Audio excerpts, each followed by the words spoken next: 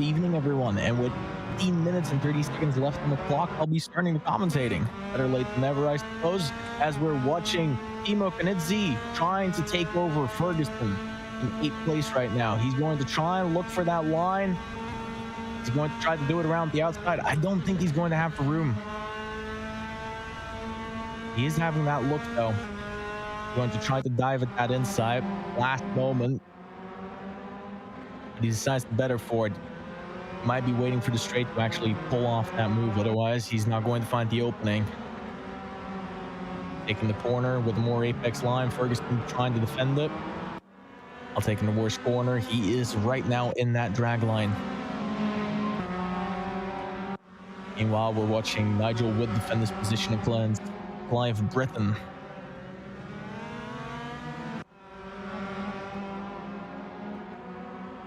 Coming onto the straight.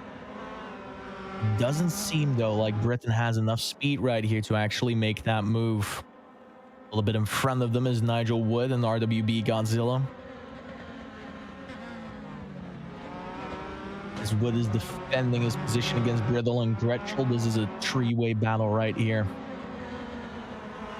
And this is where you find that difficult moment where you have to decide whether or not you're going to take the defensive line or you're going to stick to the apex line. Defending is going to cost him a lot of time and is going to leave him vulnerable on the straight.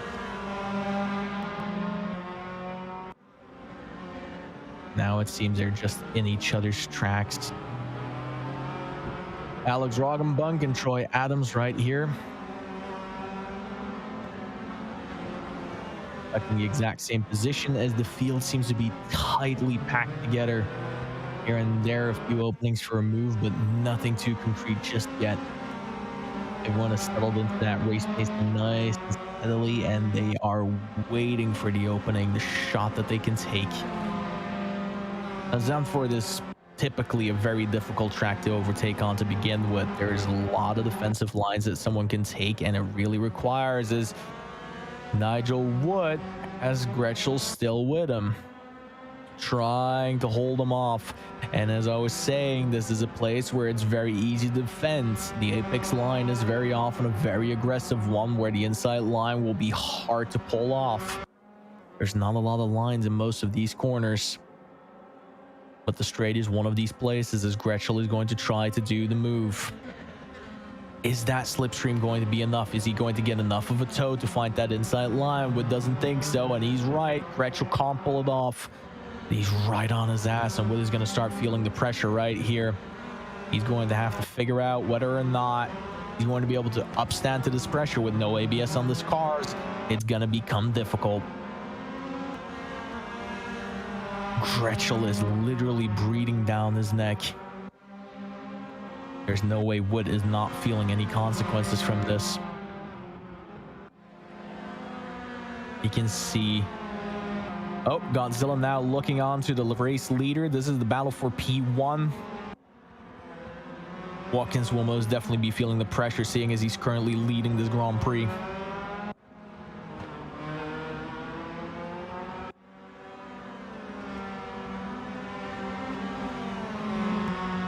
Godzilla is trying, though, but he's struggling with the same problem that Gretschel was having on Wood. There isn't a lot of lines that you can do to try and take this position. Zandvoort is just too difficult of a track to overtake on. You're going to need to get that toe. You're going to need to be within millimeters of your opponent on that long pit straight before you're going to even be able to pull off a move here, unless you do something incredibly risky. And as I said, without any traction control and ABS, that is a very difficult proposition to make. Godzilla does think that he has it here. He's going to try to dive for that inside line, and it looks like they're side by side. Who's going to break the latest? And Godzilla gets ahead. It's not over yet. Watkins is trying to find that line again, and now he is in the position Godzilla found himself in earlier, trying to get around there. Watkins hasn't given up yet, though. He wants that position. He wants and needs that position. Having lost first, he's going to feel the pressure of it, and Godzilla has been in this position many, many times before. You can call me biased, but the man is known to not bulge under pressure.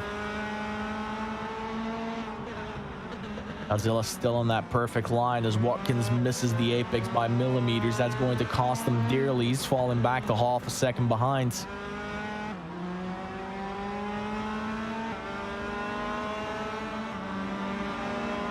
He's trying though, but he's pushing too hard in his attempt to get closer to Godzilla.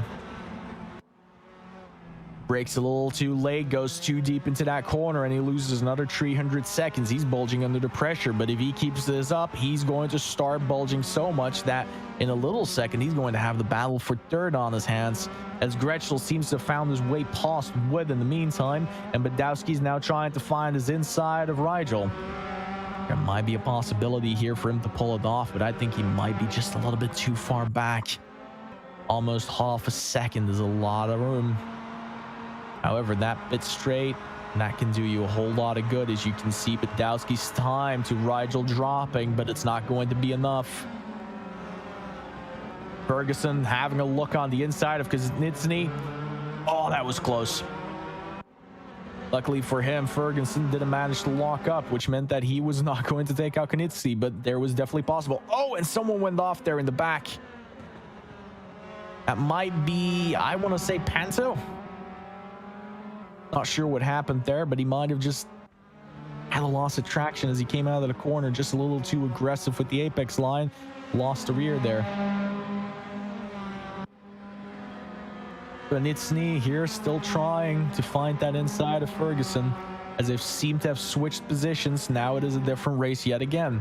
Can Ferguson hold what he just gained?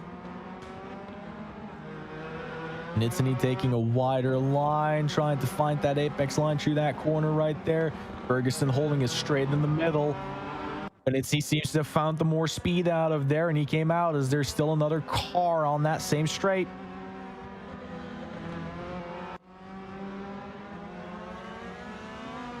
Oh, there seems to have been a little bit of contact right there. They're holding it on though. As they're coming out there with another. Oh, that was close. That car there is really dangerous as it backs up and almost hits another car. Oh, that is close. Some really dangerous rejoining moves there in my opinion, but it managed to come to a good end, although there was some time lost throughout the field. That shouldn't have happened in the first place in my opinion.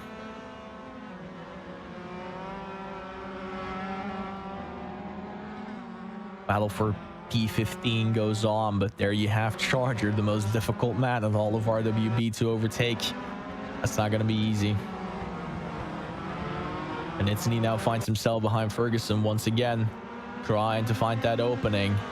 And it's clear to me that Kuznitsny has the face. He knows he can get past Ferguson again. It's all about finding that right moment, putting that pressure, making certain not to give in to the Frenchman, Gardner, right behind them.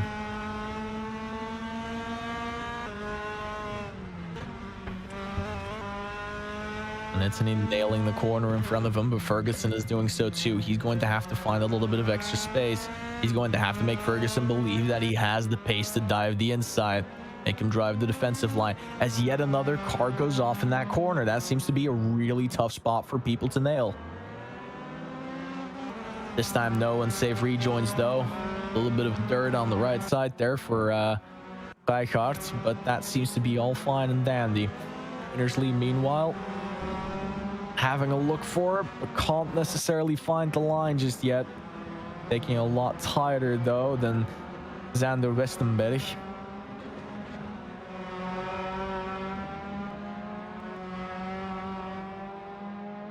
He's looking for it though. They both come back on towards the pit straight. Now the question becomes whether or not Binnersley has enough of a toe, but I don't think he does. Westenberg takes the inside line though, and Binnersley goes around the outside, but he doesn't manage to hold it. But he is extremely close, and Westenberg is now feeling it. He's feeling it, and he does not want this to be over just yet, and he's going to keep looking to defend that inside line, but in doing so, he might be giving Binnersley the key to P11. They're incredibly close at this exact moment, and there is enough of a gap to make it possible to overtake. as Westenberg is now trying to hold on to that apex line and just goes a tiny smidgen too deep. As Bittersley takes it a smidgen sharper, he might be able to find the opening here. But there's no way to know for certain whether or not he's going to be able to pull that off. This is a difficult place to try and overtake, and an easy place to just use a few tenths. And those tenths is exactly what Bittersley needs for the pit straight to make it work. But Bittersley doesn't seem phased, and Westenberg goes off. Seemingly the pressure has gotten too much and just clipped a little bit of the dirt, lost the traction on the rear, and nothing to do to stop it. Nissany now finds himself further back, trying to regain a little bit of pace after whatever happened to push him that far back. Probably one of the accidents is, oh, Watkins and Bittersley there, they have contact. That seems to be Watkins that went off straight into the wall. It's very unfortunate.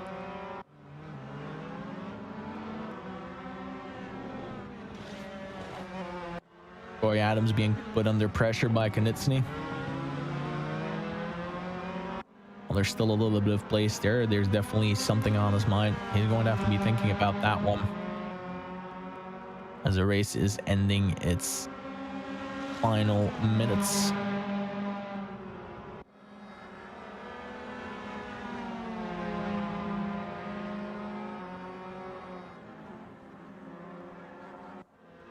And Nitsny seems to be having more pace than Troy Adams and is now trying to find the better lines throughout those corners to just get that little bit closer to be able to make that move.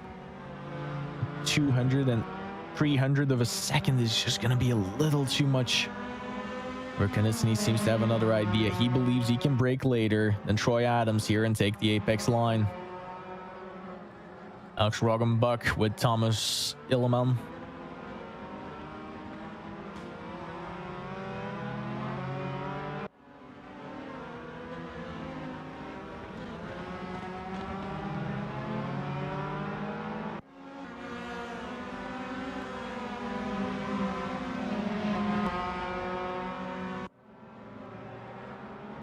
Alex Roggenbuck now trying to stay calm as he sees that opening there. He had to back off just a little bit. He wasn't entirely certain whether or not that opening was truly there, whether or not he was going to close the door on him. And Gardner and Bittersley now in that same exact battle that everyone else is having to fight, getting just that little smidgen close enough. And it is so easy with these Formula 3 cars just to, under the pressure, make the wrong move. Just press the throttle just a little bit too hard, maybe the brake pedal just a little bit too deep, and then lock up the tires so you go a little wide and the car just goes. And that is such a critical thing that you have to avoid in this race. But Zandvoort is not an easy track for that. The thing is, Red, oh, by the way, hi everyone. The thing is, Red, is that is such a complicated, as you say. Zandvoort is, first of all, such a hard track. And the thing is, these Formula 3 cars are so sensitive that if you just touch that brake pedal a bit too hard or a bit too early, whichever way, you could screw your whole race up. I mean, the battle, that we have throughout the field, a lot of it is technical. We saw a lot of people spin out, and a spin like that can cost you a race win, or maybe even a P5 or a P10. Oh, absolutely. As we saw earlier, Watkins come down all the way from first when Godzilla overtook him, and now all the way down to, where is he currently in the field? 14th, which is just a massive blow if you remember the fact that he was fighting for P1 a little bit earlier. See, the thing is that teaches the drivers that they're not safe at all, because for all we know, Godzilla and Britain get in a massive accident, they can just fall out. So the thing is these drivers, when they're driving these cars, they cannot be comfortable at all. Oh, that was another one. Do we know who that was? Absolutely no idea who that was. I did not see. As we're talking about another one, they just punt themselves in a wall. But yeah, no, it is honestly. It's definitely a Zandvoort combined with Formula 3 cars. It's definitely something for the ages, I can tell you that. It most definitely is. Especially with the fact, as you said, the cars are incredibly sensitive to just the smallest amount of mistake.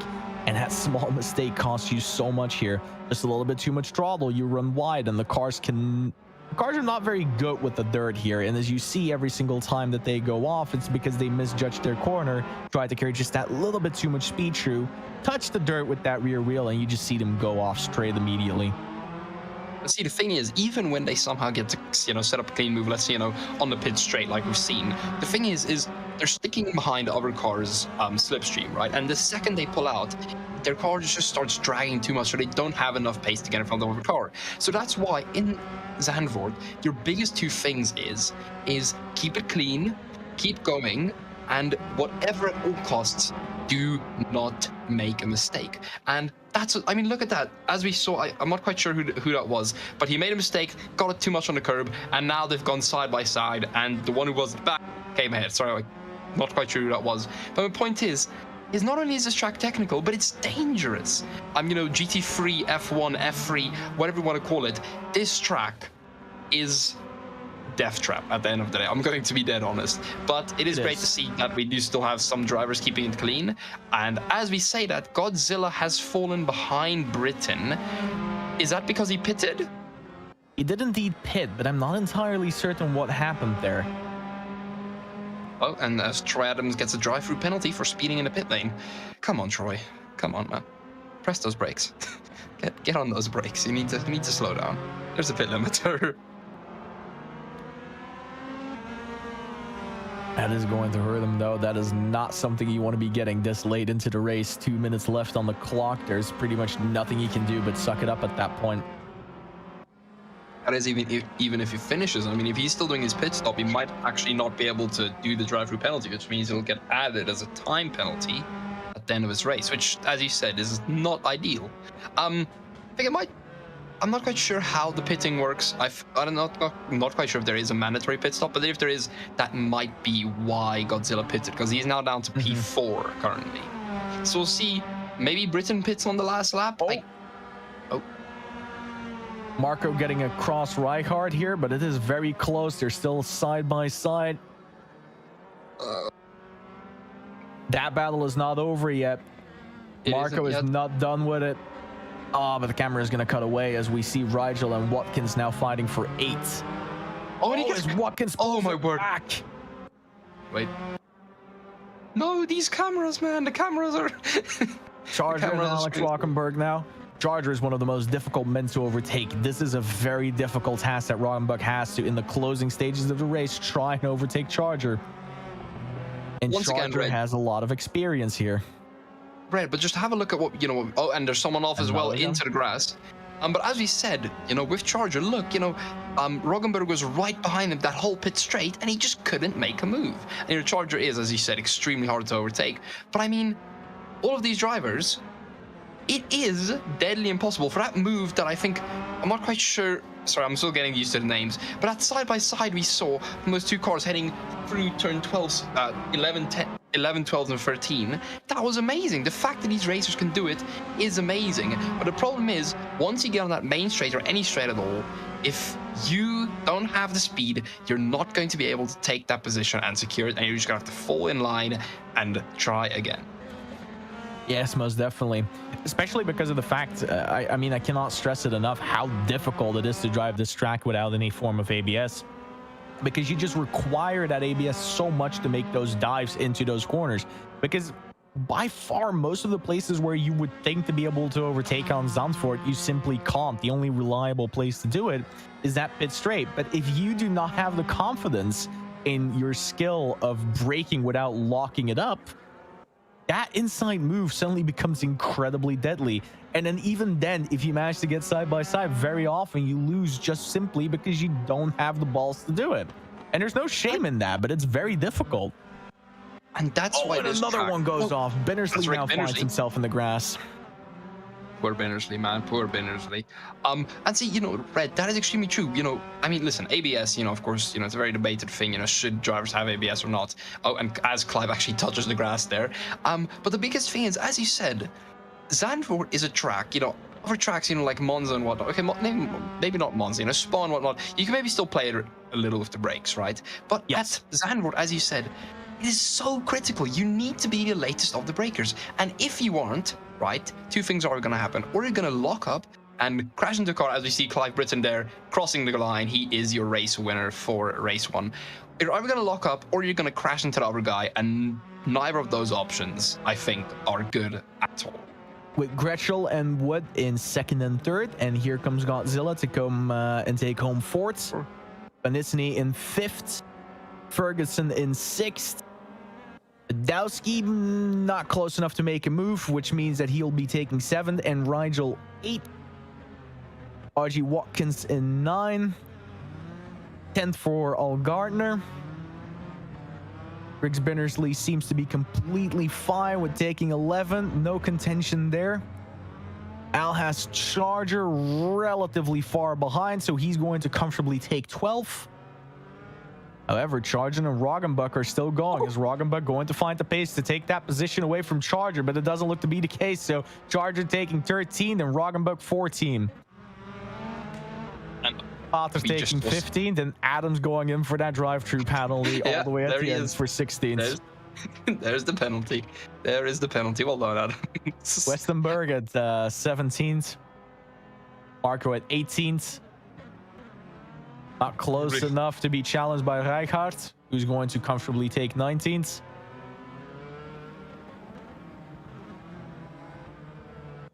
Watson 20th. Is he coming? Klaus, He's far behind, I think. Oh, yeah, he's still through the long sweeping corners. Can you catch up a bit? These corners, by the way, are incredibly difficult to take with literally no brake markers on the side of the track that are even somewhat reliable to use in most simulators. Exactly, and that's the thing is, and listen, I think there are a lot of sims you can obviously practice on, but especially on Raceroom, it's such a unique sim, if that makes sense, that it's kind of, I don't want to say it's weird, but I mean, it's genuinely something else. Just to recap real quick on your race standings: Britain in P1, Gretschel in P2, P3 Nigel Wood, P4 goes to Godzilla, and then P5 to I can't read that, I'm blind. Bonitsny. Yeah, okay, and that sounds up here P5. Red, that's race 1. What can we expect for race 2? Something similar? I think so. I, sadly enough, missed the start myself, but seeing as what happened here, there's quite a lot of competitive drivers in this race to begin with.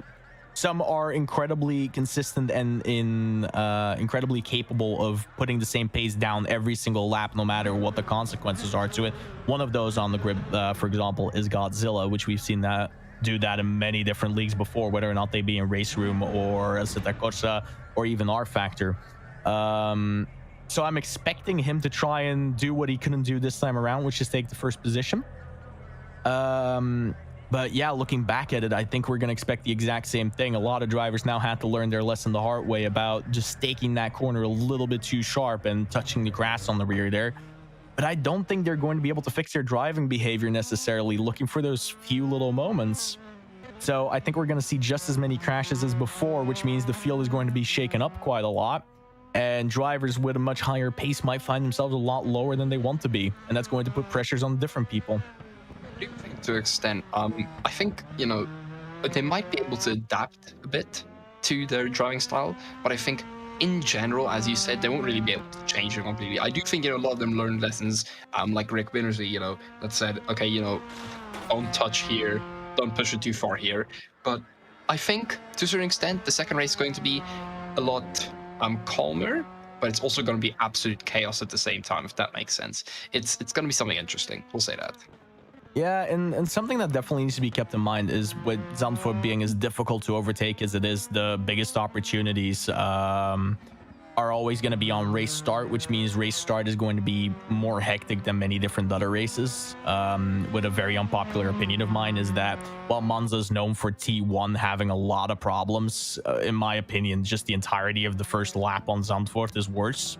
There's just way too many angles that you need to cover and way too many positions for other people to try and take a look on the inside. And if you're somewhere around the midfield or the start of the field instead of all the way in the front or the back, you're going to find yourself quickly in 3 to 4 wide situations, especially on the long sweeping corners. So I'm expecting first lap chaos, absolute chaos. mean, the thing is, right? I can confess that I've driven both Zandvoort and Monza in GT3 cars, Formula 3, Formula 2, Formula 1.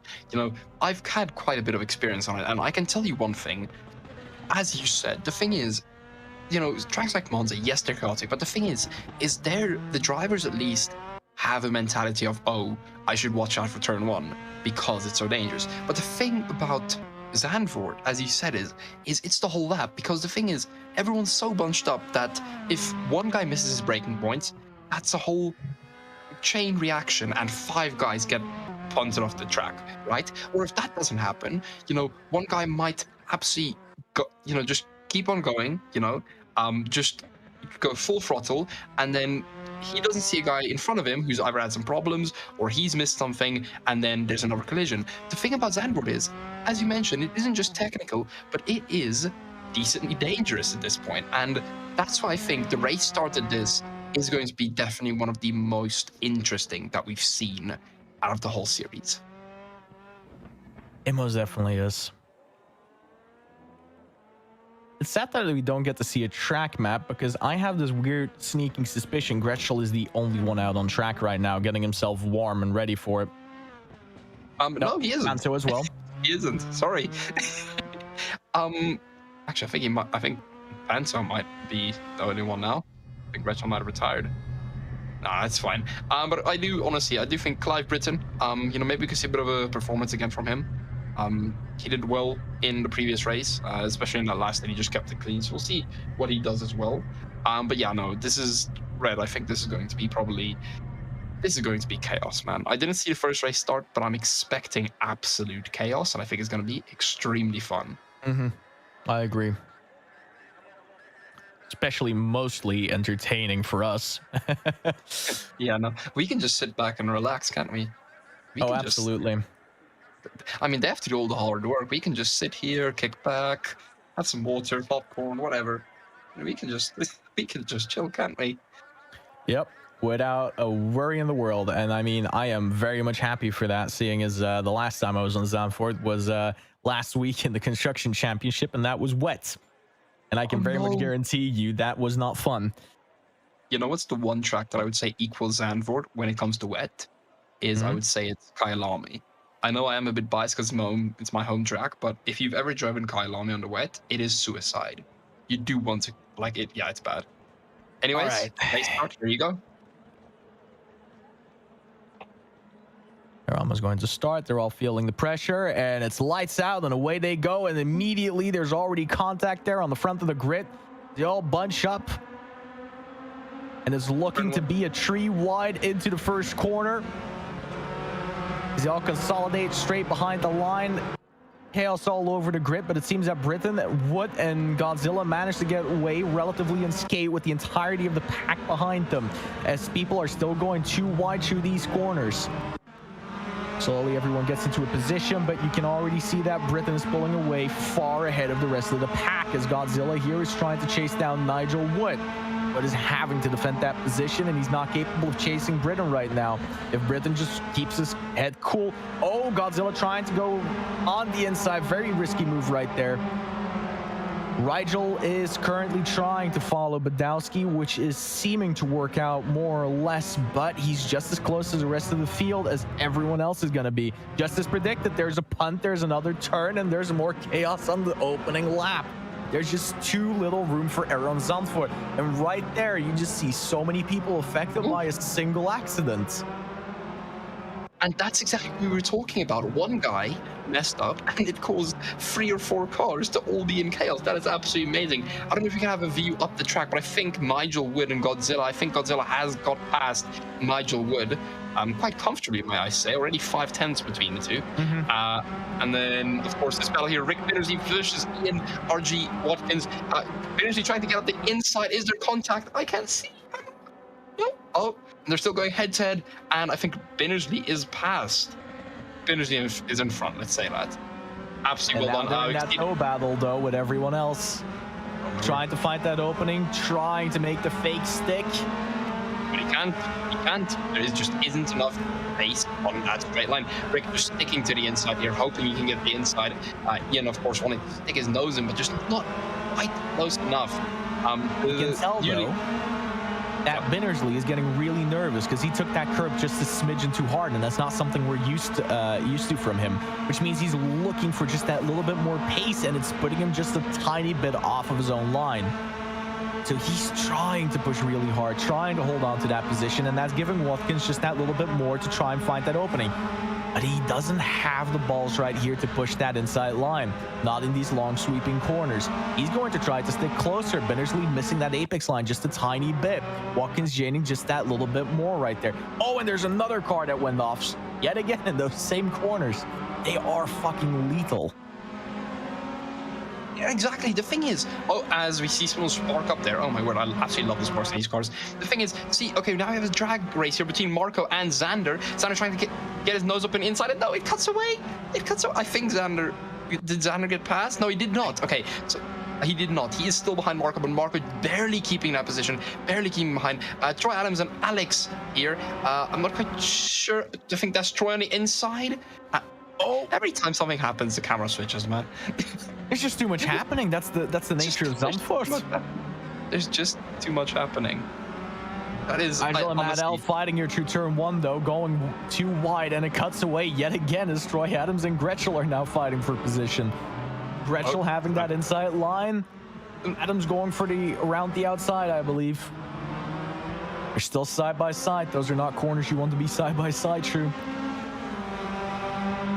Angela Madel now currently still in a battle, but that is a 4-way battle right there.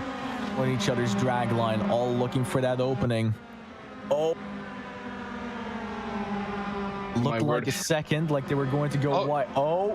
One off there as well. Very dangerous proposition. Almost lost control as well. Did you see like that? He just got a big snap of oversteer. He almost lost control so much. But now he is, of course, behind Cos, just sticking in that slipstream, hoping he can make a move. Does look like he's maybe going to go for a move. I can't see anything. He does go side by side. They're going He's going to lose major amounts of time, though, through these sweeping corners because he's not following that apex line, and now he's finding himself vulnerable to 2 other cars. Now he's having to put the fence in, trying to find that opening again. He holds that inside line, though, but did he carry enough speed to actually stick through there? I think he did. I think he might have actually done it. As it comes away again, this Austin... Wait, is this Austin? I think Justin Burley. Justin, sorry, I'm extremely stupid. Justin Burley and Thomas Illman just have a bit of a backfield battle. I mean, honestly, if I was them, I would want to be in their position because if someone screws up ahead, they can just cruise past. They don't have to battle. They can just cruise past and enjoy themselves. As we see RWB Close and Martin Pantry here, of course, side by side on the pit straight. Can Martin make this move stick? They go side by side. Is that a wheel touching? I think it is. And who's going to be later on brakes? Who's going to be later on the brakes? Who's going to be later on the brakes? And we did not get to see. I'm going to start crying, man. But I think that was Martin. We'll have a look real quick. Yeah, okay, so I think that was Martin that overtook us. No, Cos managed to get the position back. Cos did get it back. Okay, that's really good. Benicini and Ferguson now in battle. Is this automatic cameras or is it manually changing? I think it might be. I think it might be because I would not be cutting away from half of these battles if I'm honest. Nate, we need you. Nate, we need you. No, but seriously, honestly, absolutely amazing. But the thing is, there's just battles everywhere on the field, isn't there? Up top, if we can have a look at... Okay, we won't be able to have a look at it, but the gap between Britain and Godzilla is slowly but surely closing down. Godzilla just getting a bit closer, eating away at that time. Of course, Marco and Dirk Gretschel here. And sorry, Charger and Al enter not really close enough. Al is to make a move, not really close enough. They say apparently the ideal time, if you want to make a move at Zandvoort to one of the corners, is quite literally 2/10. They say that's what they reckon in these Formula 3 cars, that you could outbrake someone 2/10. But I think that's still a bit of a stretch, Red. You know, from what we've seen, I think that's still a bit of a stretch. I mean, 2/10 I could reckon in real life, but no matter how realistic a sim is, especially with the fact that there's various levels of equipment here, 2/10 for most braking pedals that are not hydraulic, it's difficult. I'm not going to lie. That is really difficult to get that right. That requires a lot of finicky. And while I believe that F3 cars are capable of overtaking with 2/10 on a brake, I don't think it's just that easy in a sim.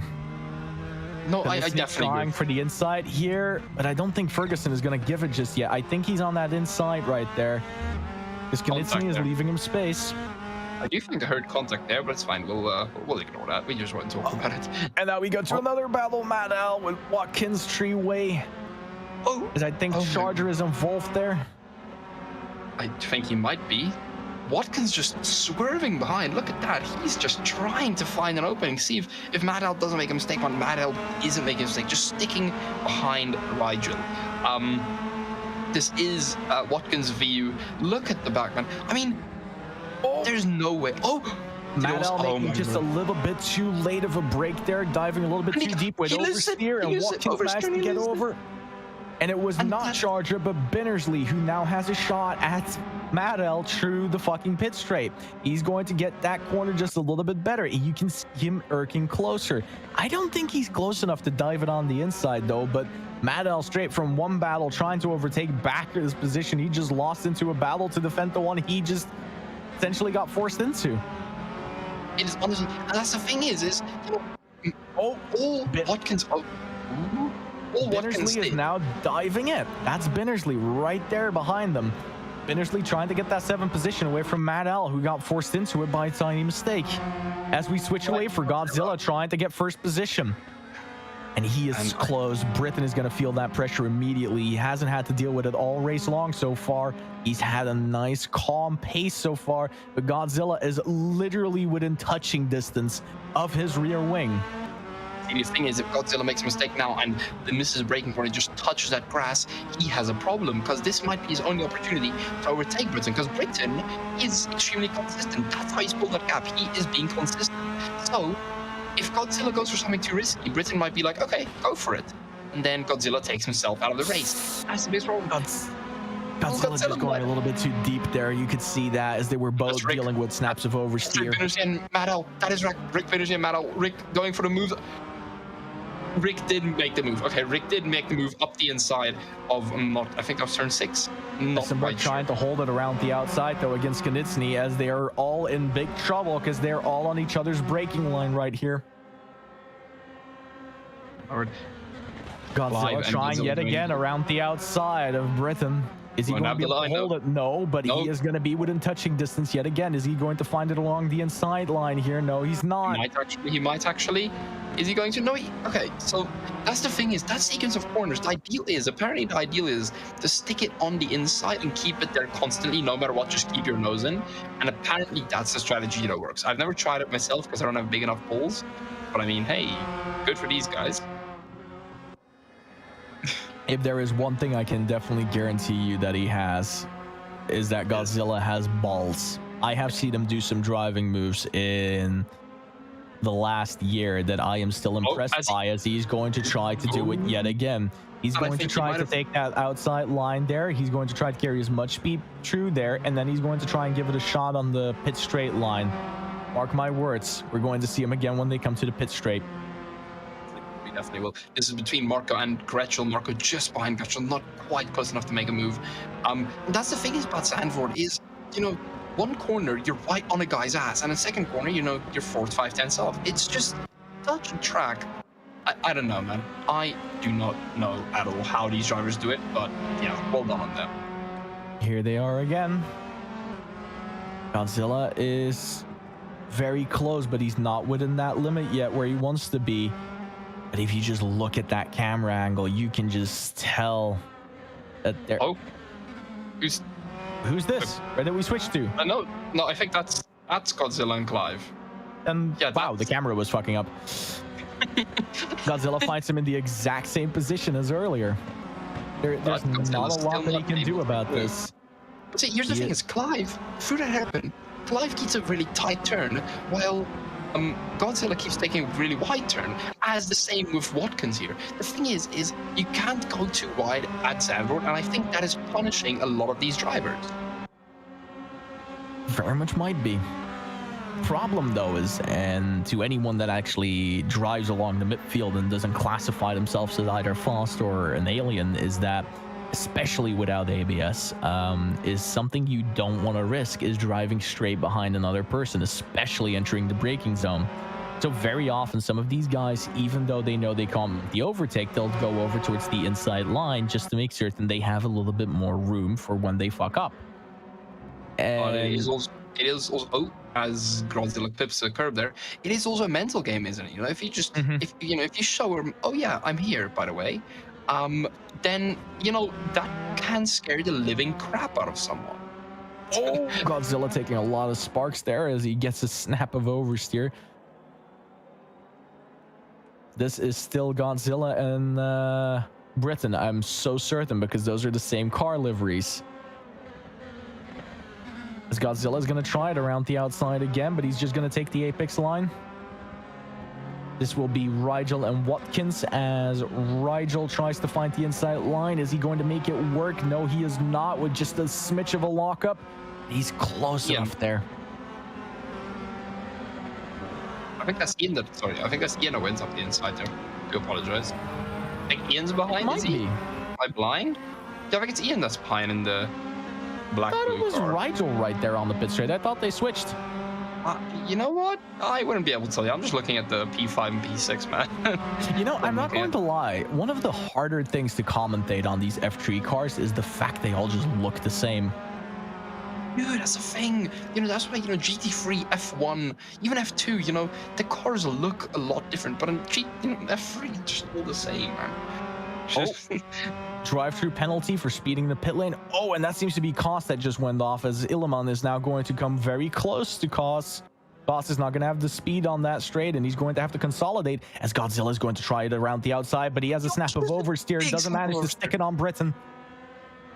And that's the thing is, see, Godzilla is an extremely good driver, right? Don't get me wrong. He's an extremely good driver. But the thing is he makes mistakes like that cost him a lot. Yes. And if he's going to keep making mistakes like that, he is going to be screwed. Oh, but Godzilla has another opportunity here.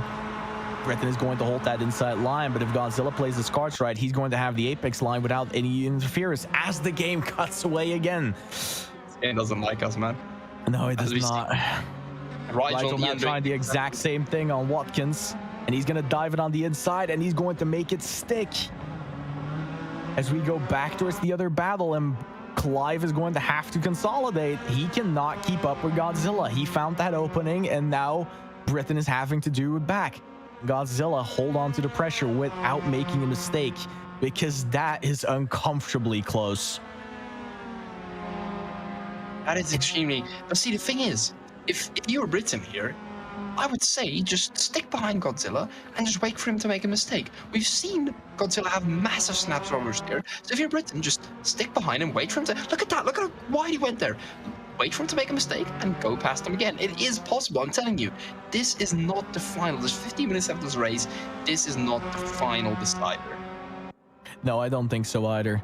Oh, Clive is trying to make a fake over there on Godzilla. I don't know if you noticed that, but he just his nose a little bit towards the inside, trying to fake Godzilla into trying to defend that, but Godzilla just didn't take the bait. Do not underestimate the mental game of just pushing your nose a little bit towards the inside line, making them think you're going to take it and then taking it away. Because if they do go for the defense of that inside line, you get that apex line and you will find yourself with more speed for the next corner. But Clive is getting a lot of toe out here. That is a small gap. He might be able to outbrake Godzilla here. He puts his nose in, does put his nose in, and he doesn't get it done. That was so close. He did try and put his nose in, just didn't quite get done. But can he do something through these S's? I don't think he can. Godzilla's still keeping that position. That's the thing is Clive, personally, all I'm saying is Clive shouldn't get too desperate right now. As I see Charger and Dirk here. Is it Charger going for the move, or is it Dirk? I think it's Charger going for the move. I think it's Dirk going for the move. But Charger, as I've said before, is an incredibly difficult driver to overtake, and he knows Zandvoort very well. Look at that. Gretschel having his nose in, having that opportunity, having that inside line, still does not find a way past Charger. I said it earlier. I'm going to say it again. Charger is one of the most difficult men to overtake. I'm not going to say he's quick, and that's by no means an insult, but he is literally a moving barrier, okay? There is no getting past that man if he doesn't want you to get past. There are moments where he does let people pass if he feels like his race is not with you, but if he does consider you someone he's racing, good luck finding that opening. And I think right now, Gretschel is starting to yell at himself. think so as well. I definitely think so as well. As you see this, by the way, can I just say real quick, Clive, we said he doesn't have the pace. He's still within 5/10 of Mr. Godzilla. Godzilla weaving over the track to try and break that slipstream, but Clive's still picking it up, hoping.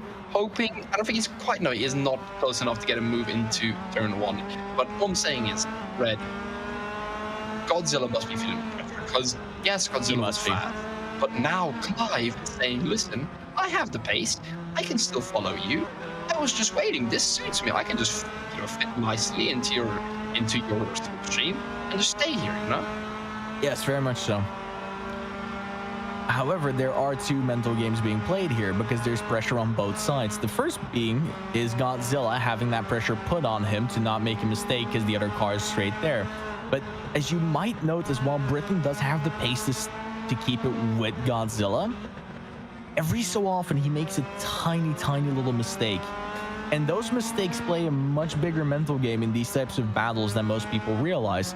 Pressure goes both ways. If you're this close, we'll always say just keep your head down, focus on your entries and your exits, but it's not that easy.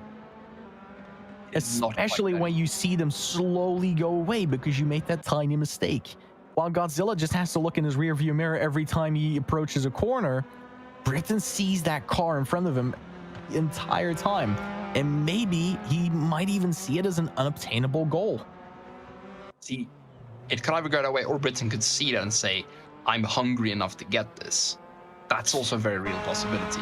That is very true, but if you haven't noticed yet, up until the moment they reach that straight, Britain keeps losing time on him. The only time that you can accurately see Godzilla being reeled in by Britain is on that straight, and that must be playing an aspect because that means that Godzilla just has a tiny bit more pace through these sections of corners.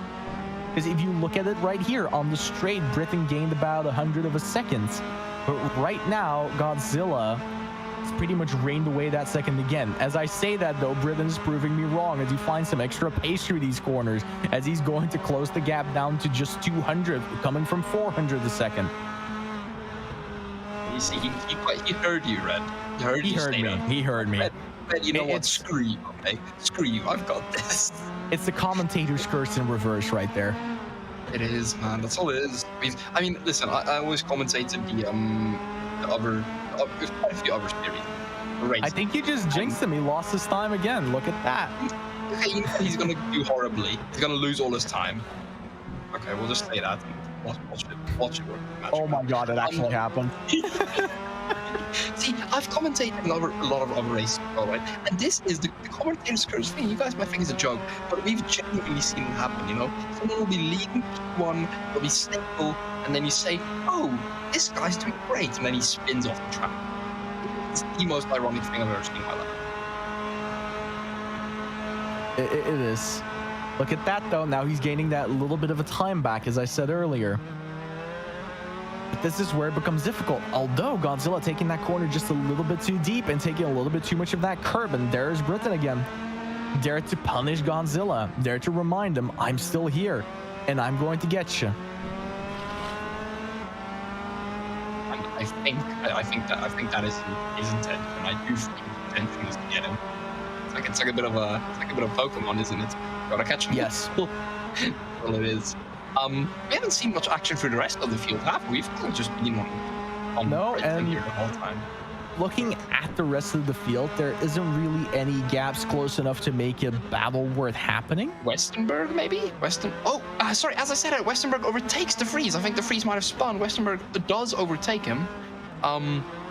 And oh yeah, okay, the Freeze definitely has a bomb as Richard overtakes him as well. So the Freeze definitely either that or they did their pit stop, which I think is more likely. Could be, but point being, there was an overtake of some kind. There was an overtake of some kind. Oh, look at how close here it comes, Britain though. gets. Britain is right there. Now he's breathing in Godzilla's neck, and there is every opportunity for Britain to now take it on the straight. However, as we say that, Godzilla pulls away again. Does he have the gap? Let's have a look. He's going to hit 3 times. Where can he take that gap to? With the slipstream. That's 2.5 tenths. That is 2.5 tenths. If he That's pulls 2 tenths. it in, no, but he's not going to do it. As I said before, braking without that ABS, taking that risk in there. It's not easy. It's It difficult. isn't worth it either, is it? It just isn't quite worth it just yet, is it? I mean, it's whether or not you like or hate the guy. Not everyone can do a Hamilton on Norris. Not everyone can do that. Those types of dives are Let's rare. rather not get into F1 politics. No. I do definitely agree with you, especially in Formula 3 racing, because the thing is, in that situation, at least, the cars are a bit of, of a performance. But in these cars are equal in performance, right? The only thing that differs is the setup. So these guys are basically racing the exact same car, and they know where to. Oh, big time for Austria for Godzilla. Godzilla seems like he's struggling a bit with the rears. But as I was saying, they're basically driving the same car. So at the end of the day, it comes up to what can he do with that car? As I said, at RG Watkins, now on Marco Badalski, can he go for a move here? Looks like he's going in a bit tighter than Badalski is. Can he keep it there? No, he goes a bit wide. This might be a challenge for a straight.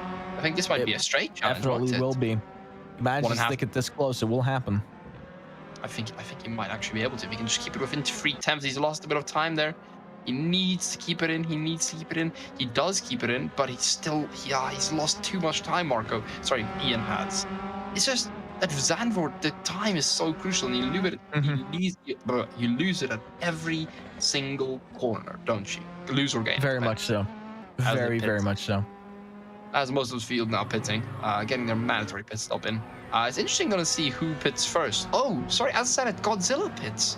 Britain's staying out for another lap. Godzilla probably going for the undercut. This could be interesting.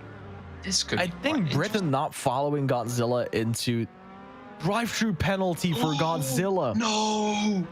As it gets robbed away from him yet again. And that Nigel would getting as well. That might be the race decider, folks. Because if Godzilla has got a drive-through, I'm sorry, but there's no way he can catch back up to Britain. So all Britain needs to do is keep this clean, get a clean stop, and he might actually have this race in the bag. His close competition will be Badowski, who's 10 seconds behind. He has extremely good chance here. See, and this is yet again where we play into that ABS storyline. I mean, if you look at the fact that they're all diving into the pit with literally every second that they can get as they're weaving here to try and get every single toe. Ooh, the lag there, that was interesting. As they dive into those pits, what they very often forget is that their speed when they roll over that line counts no matter what it is, as we see Marco go off into the dirt. And the thing with that is, people are so used to, especially those that, race GT3s and GT4s, having that ABS when they go into that into the pit. But if you don't have it and you dive in there just that little bit too much, it's really easy to just be 3 kilometers over, and then congratulations, you find yourself with a drive-through. You know what the thing is, right? And I love this series, right? I do love the Formula 3 series. I've been watching it for quite a bit, but I do think what would be amazing is seeing faster formulas, stuff like, if we can, maybe get on the set of course and do some Formula E or Formula 2, right? Because the reason I say that is because, as you mentioned, they're struggling right now, but those cars are even faster and they're even harder. So I would personally, I don't know about you, Red, but I would personally love to see, stuff like Formula E and Formula 2 being added, because I think that could be such an amazing thing to really test these guys and say, we're going to push you to your limits. What can you do? While I agree with Formula 2, I very much disagree with Formula E. And that's very much because Formula E, I've watched a few leaks on it. Formula E is a very different ball game when it comes to racing. It's much more about the management of the batteries than it is about the management of the tires or just taking your corners correctly. And while some people find that enjoyable, it leads to some weird racing very often. Like really weird racing. See, the reason I'm mentioning Formula E is because Formula E races on those extremely narrow street circuits. That is true. So my thing is, it might not be about the tires, but you know what it is about? It's about carrying speed through corners that are extremely tight and keeping it clean through those circuits. That's why I mentioned it. I know, of course, tires, aren't as big as a factor, but all the other factors, it can get quite challenging. And as you see, Dirk Kretschel here now on the, almost kissing Nigel Wood, saying, "Hi, Nigel, I am here. How are you?" Can I maybe overtake you, please? I think Nigel might have a bit more acceleration out of the corners. We see Nigel actually pulling away there through that corner, but they're just slightly putting it back in the entrance of the corner. As Nigel goes wide there, that was a costly mistake. They're now closing in. There is no way he's now going to be capable of defending that. He can't. I think that might be Gretschel. Is Gretschel? Oh, come on. Okay, well, no. Look at the standings. Nigel Wood's still in front. No, they're battling. I wish we could see this. We can't see this. Okay, but Nigel Wood is still in front with Gretschel behind. Oh yeah, now it shows us that. Thanks, AutoCam. We appreciate you. What a race. What a race. I mean, this has been even weirder than I thought it was going to be, Red. It very much is so. Very much has been so. Also, I do. If we can take 2 seconds to just say hi to everyone watching on YouTube. We have 7 people. I think we started off with 2. Hi, everyone. You just have to say hi to the viewers, man. We have to do it now and then. But yeah, what a race. What a race. And they're still battling. Oh, my word. Nigel's still going for the move. Or sorry, Gretchel's still going for the move. He is absolutely sticking his ass on Nigel. He's really wanting this move, isn't he? And Britain still needs to pit. As we say that, though, I think that's Gretschel. Gretschel just making that little mistake. And that cost him dearly. Nigel now has a second half gap. And who's behind Gretschel? That mad Al? Yes, that is Al. So Al now has the opportunity to hopefully get into Gretschel's business and say, hey, Gretschel, how are you? Gretschel just a little bit too eager to try and get Wood's position and then just gets a tiny bit too quickly on that throttle. And as you see, the car just spins. Nothing you can do about it anymore if you do that. You can catch it at that point, can you? As you see Robert the Vries and Charger here. Robert just not close enough, I think, to make a move on Charger. We'll have a look. Bring us back. Rigel currently in P20. Actually, you know what? Who's our current top 5? Let's have a look at our top 5. So, Britain currently your leader at P1, P2 RG Watkins, P3 Badalski, P4 Godzilla, and P5 Rick Winnersey. Godzilla, of course, suffering a bit because of that drive-through. Do you think he served it yet? I'm not quite sure if he served the drive. I think he did. Although? Might be, yeah.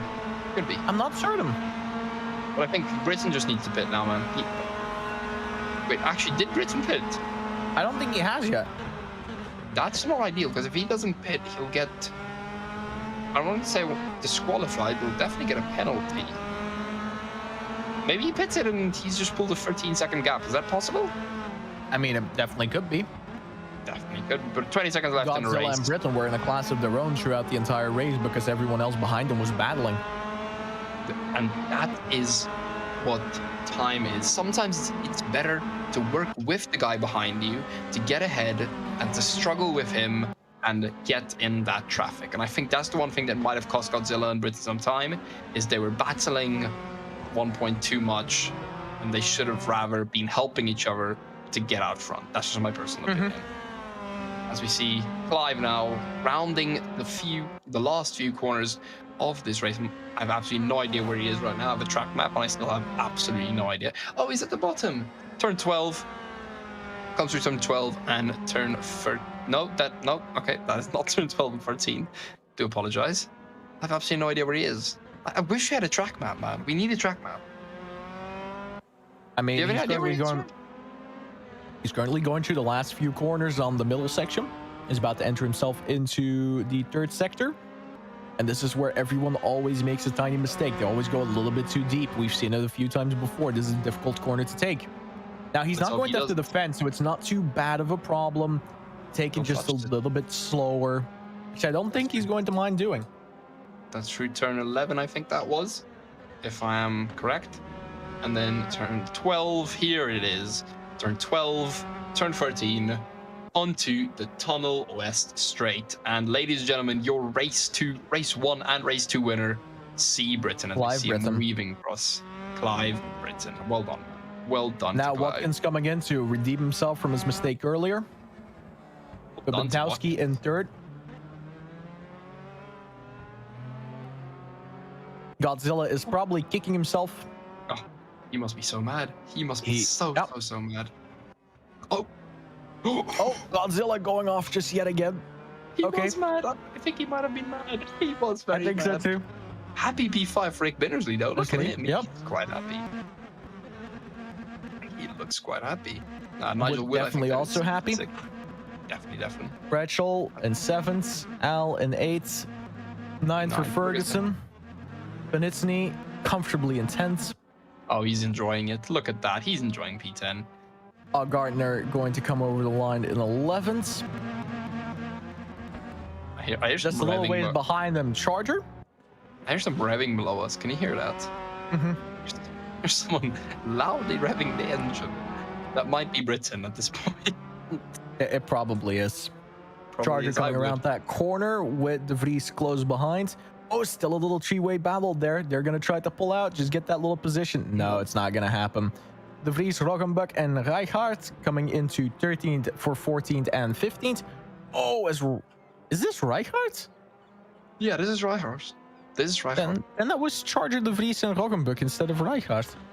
That's You know interesting. what? I don't know. Maybe it was a lap car. It could have been a lap car. I've actually no Could have idea. been a lap car indeed. As Rijkaard just cruises here. Say hi Without to the a people. care in the Rijkaard. world. He doesn't care, man. He's chill. And now, Is he by gonna the brake? looks of it, Marco, Burley are going to come into positions of 16th and 17th, and then we have the entire grit. No, we still have a few people there. No, Painter. those were no longer racing.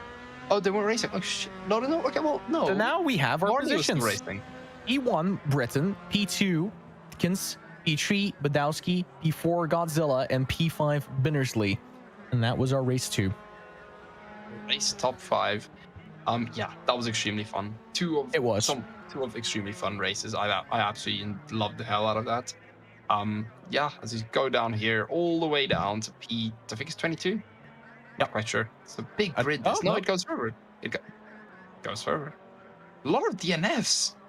A lot of DNFs. Yep. P24. Just like I said. Wow. That was as chaotic as we expected it to be from the race 2. That was quite literally as chaotic as we expected it to be. And I think that is, and it cut way too fast. But yeah, that was a race. Red, I think, unless we're doing interviews, I'm not quite sure what your schedule is, but Red, I think you can take us out, good sir. That's very well. Thank you everyone for watching. This was round 3 at Zandvoort for the Formula Raceroom 3 Cross Club Challenge, and I hope you very much enjoyed it. We definitely did, and I'm pretty certain you guys probably did as well. Panda, thank you so much for joining me. That is all. Good night, everyone.